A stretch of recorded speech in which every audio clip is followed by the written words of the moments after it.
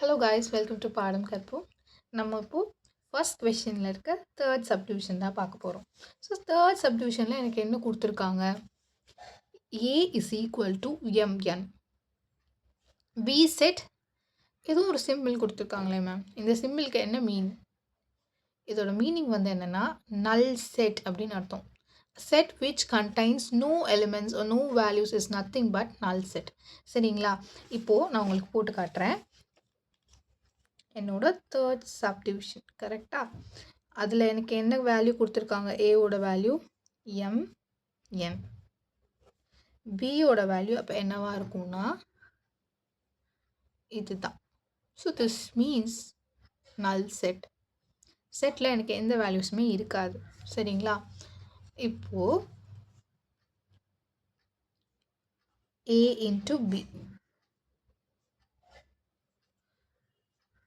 mn into null set.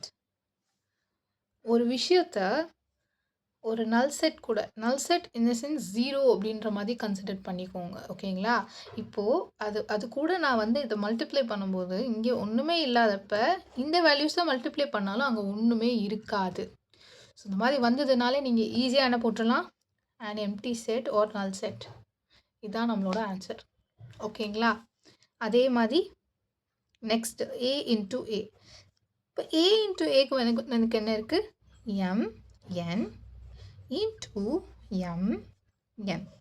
கரெக்டாக? இப்போது எனக்கு நல் செட் வருமா? வராது. ரெண்டு செட்லேயும் வேல்யூஸ் இருக்குது. ஸோ ஆஸ் யூஷுவல் நம்ம பண்ணுறத இங்கே ப்ரொசீட் பண்ணலாம். ஃபர்ஸ்ட் வேல்யூ இப்போ எம் ஃபர்ஸ்ட் வேல்யூ, செகண்ட் செட்டில் இருக்க second value N, next M and N. இவ்வளோதான். ஓகேங்களா? சரி, நெக்ஸ்ட்டு வந்து என்ன இருக்குது? B into A which is equal to பியோட வேல்யூ ஒன்றுது நல் செட். நெக்ஸ்ட் ஏயோட வேல்யூ என். கரெக்டாக? அப்போது நல் செட்னாலே நான் ஈஸியாக என்ன கன்சிடர் பண்ணிடணும்? என்னோட ரிட்டன் வேல்யூ வந்து என்னவாக இருக்கும்? ஒரு நல் செட்டாக இருக்கும். கரெக்டாக? அவ்வளோதான். Finish. Okay, see you in next video guys.